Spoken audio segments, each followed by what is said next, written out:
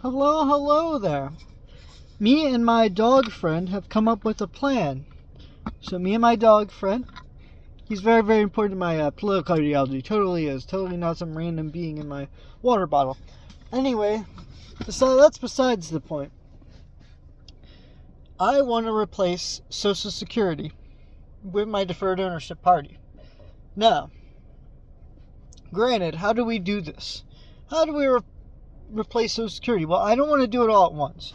But what we're going to do is we're going to create a sovereign wealth fund on the side while we still have Social Security. We're going to have the next 20 years to invest in the sovereign wealth fund. Basically, any family that dies out, they'll put their assets into the sovereign wealth fund. The sovereign wealth fund will be adverse of what our normal mandatory savings accounts will be going forward as well. So what's funny is, we're going to have a national investment account for the country and a individualistic accounts for the country. And again, both of these groups, so the mandatory account can go only max is 10% per account. But with this national, it's only 3%. Anyway, that's besides the point. When it comes to the individual accounts, when you take money out, it will be from your bond side of your portfolio. However, when the nation takes their money out, bonds are considered very, very secure and should be the number one secure asset for the government. We don't want the government to collapse, so we take out equities for the U.S. government if they own an investment account. So we have these mandatory savings accounts: collective, meaning the country, and individual, meaning, or familiar, meaning the family. Or in this case, an individual who's single, it's an individual account. Now, a portion of that money that people will make maybe could go to the collective, but in my opinion, if a family dies out, it should go to the collective account for the United States. And that, again, the United States is only allowed to withdraw 3% for their country, for the whole country. Now, granted, this is a really, really dumb idea because federalizing anything is probably a bad idea. But we should have an independent board of trustees that is separate from the U.S. government, making sure they don't withdraw more funds than they have.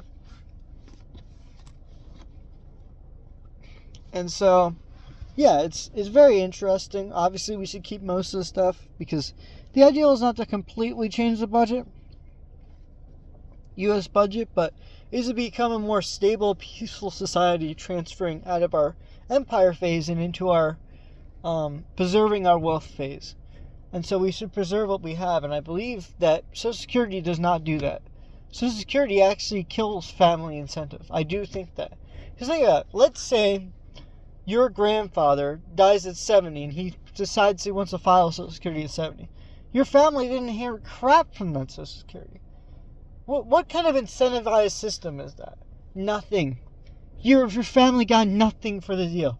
Your grandfather sacrificed all day. Oh, I'm going to wait until I'm 70. He dies at 70. The day he files for Social Security. So no, we're not doing that crap. We're going to do either 59.5 like we normally do with these retirement accounts, or we'll go up to 65. Or 60 would be a good compromise between those two ages. I don't really care, right? We should pick an age and stick with it. For our investment accounts. Obviously, we're going to have the withdrawal rate for that retiree be 3%. But let's say they don't have a home and they want to retire with a home, then it should be a 10% one-time 10% withdrawal rate. If they have a second home, if they want to buy a second home, however, they have to do it with their own money, or they have to use the 3% withdrawal rate that they normally get for retirement. So it's interesting. Or they can borrow on the assets and get a home that way, which is probably a better thing to be doing for these individual families. That way, your assets will pay for the loan bond for these. It will pay for the monthly expenses. Your assets generated at 3% will pay for the monthly mortgage rate, which is what I want. I want a society that owns their properties almost outright. I don't want them paying rent to some other person. I want them to own their own stuff.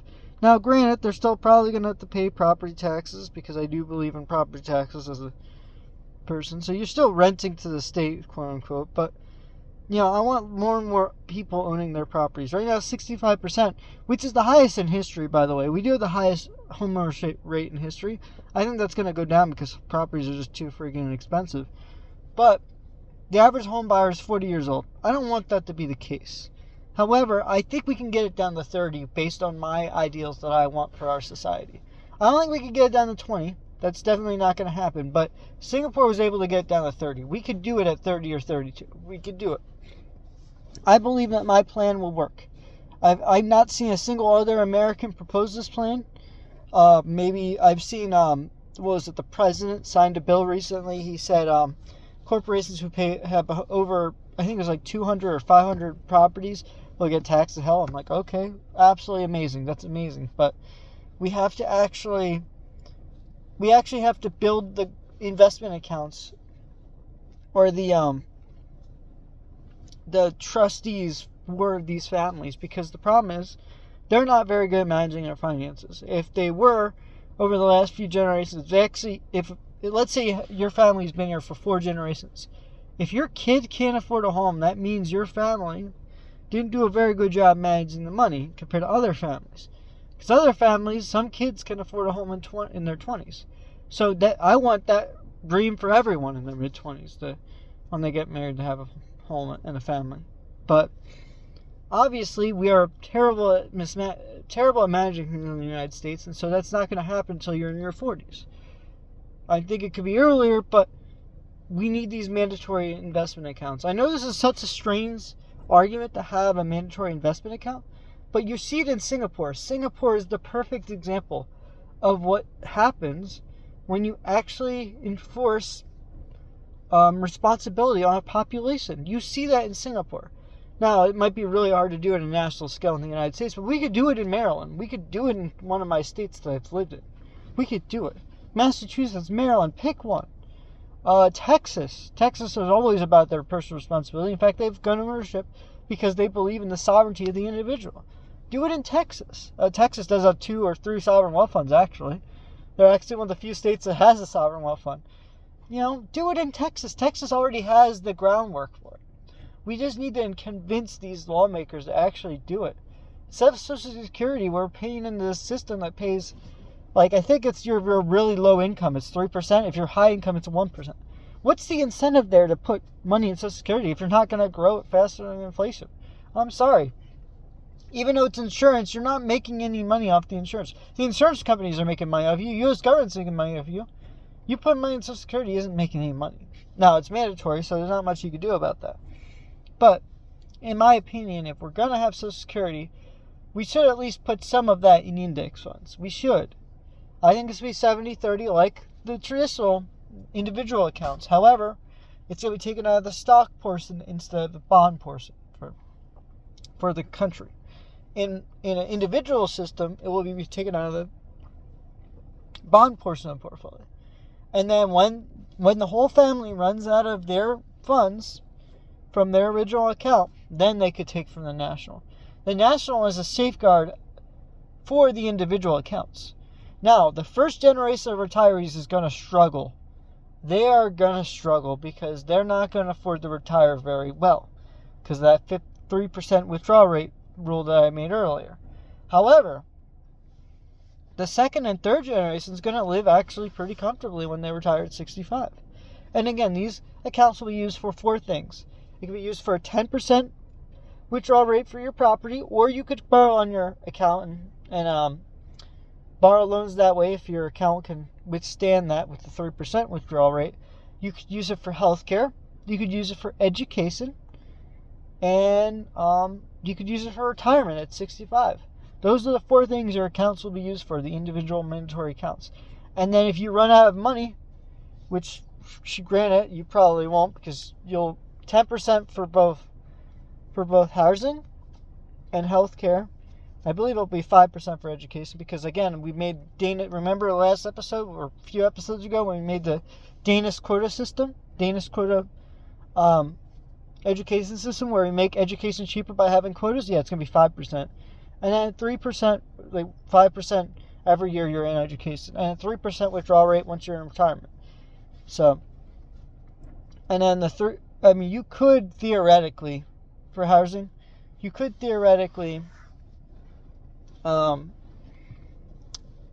use the 30% for rent. You can only use 10% withdrawal for the down payment for a home.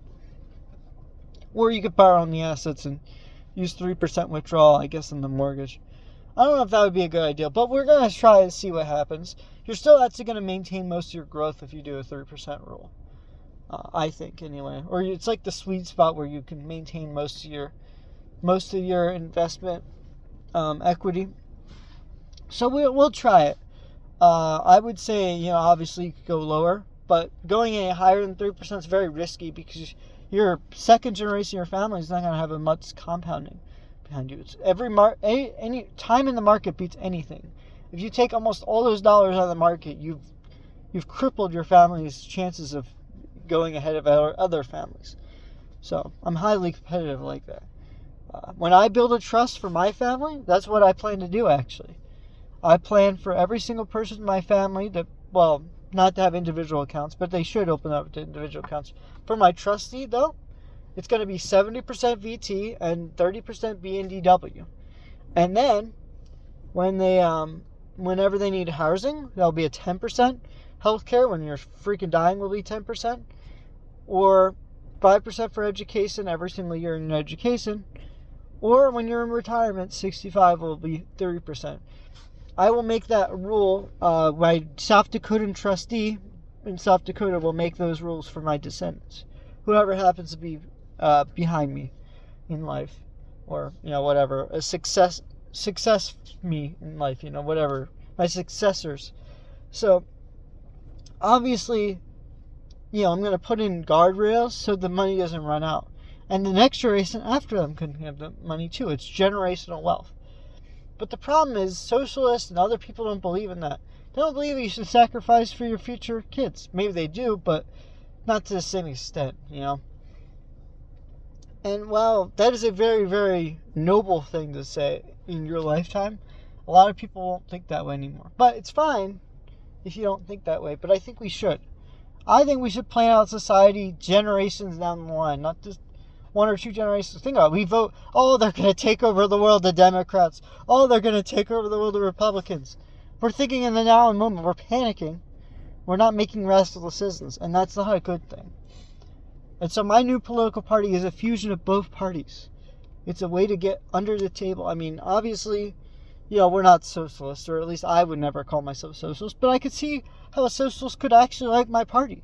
We advocate for the ownership of corporate businesses, not Chick-fil-A or Mars Corporation, because those are private businesses that happen to be very big.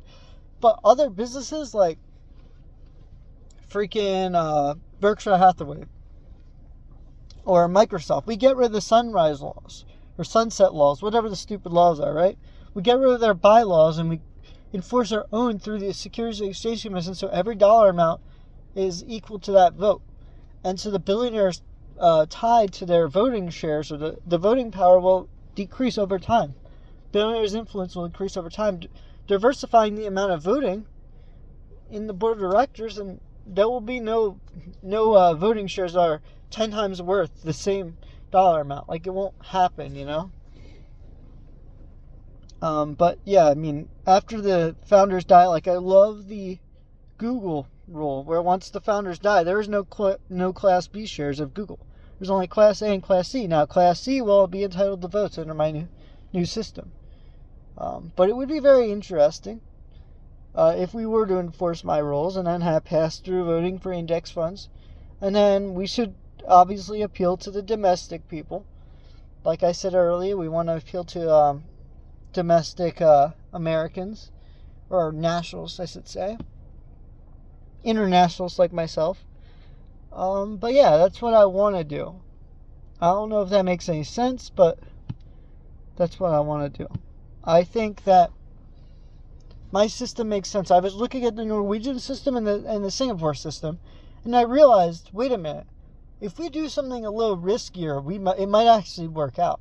Because Norway, it's actually working out for them. But if the market goes down tremendously, they could lose over 6% of their value in the next few months. The Norwegian account's definitely not the most secure, but it's high risk, high reward. The average person if you were to liquidate all the assets, their $2 trillion in that account, you could give every Norwegian citizen enough to live off for 5 years. That's incredible. $300,000 per person in Norway. I want that here for the United States right now. The average American, if we actually have a sovereign wealth fund, the average American's holding $220,000 per person in the United States, not including state or local. That's just federal debt.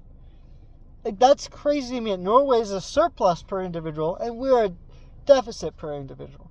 That's not a good system. We need Norway.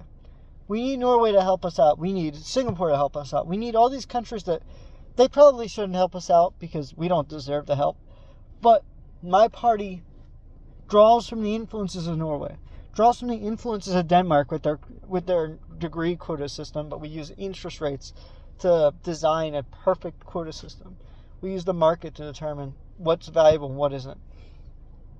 We use the individualistic accounts that Singapore, very few countries do this, but Singapore has individualistic accounts, mandatory individualistic accounts, with 4 different types of expenses. I love that about Singapore.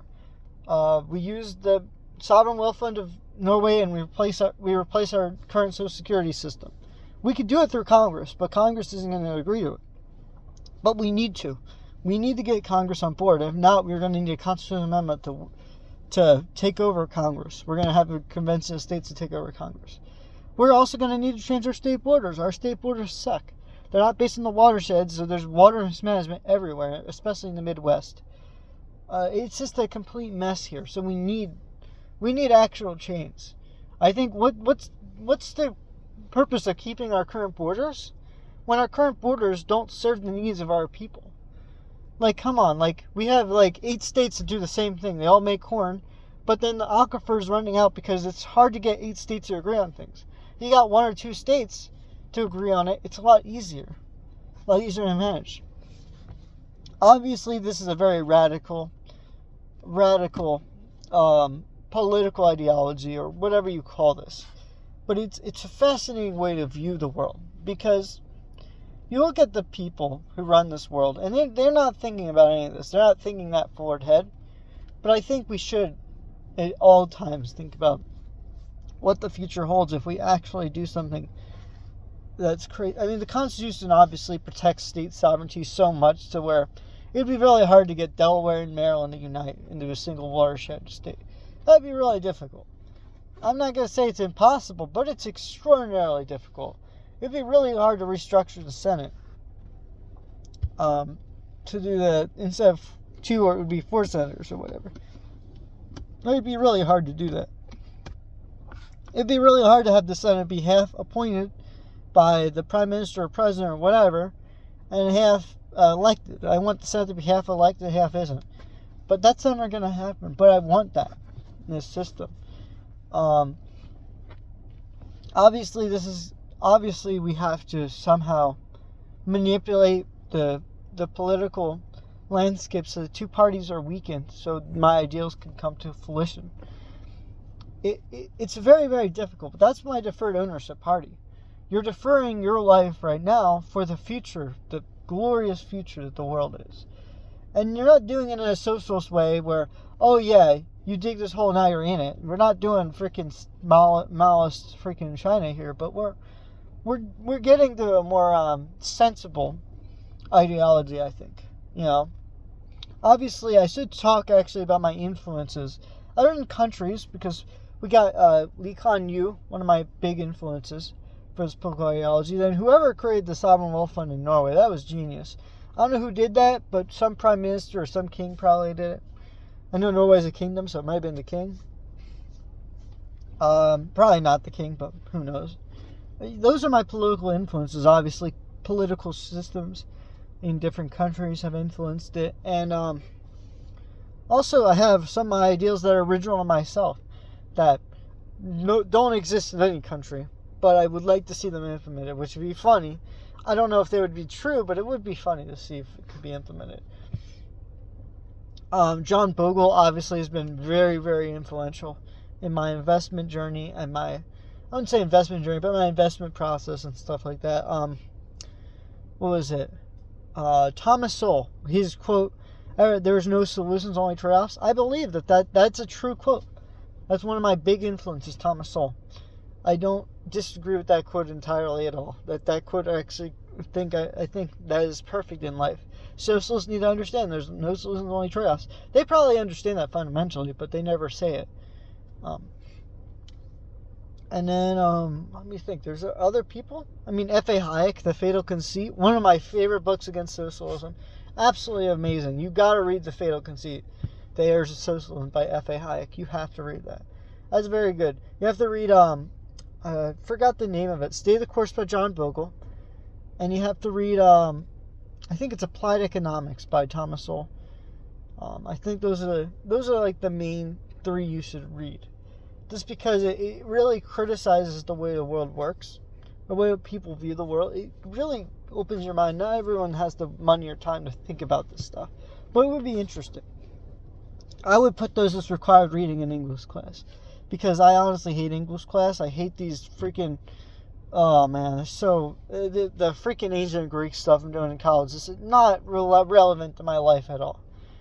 I just don't have any passion for this stuff. Like, it doesn't make sense. I'm more passionate about those three authors. F.A. Hayek, Thomas Sowell, and forgot the other guy. John Bogle. Obviously, the Bogleheads have been a great influence on me. The Money Guys Show, with their 9-step program. I absolutely love the Money Guys Show. Not really they're not political. They shouldn't even talk about them because they're not really associated with it. But I like their 9-step process. If anyone wants to do something individual, you go to a Money Guy Show.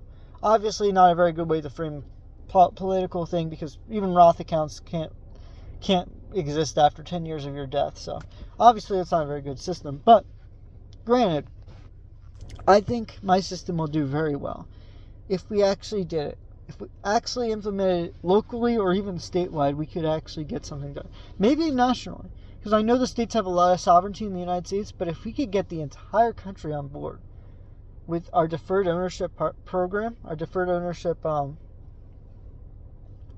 commonwealth that I've created, this new theoretical country of owners, where everyone's an owner.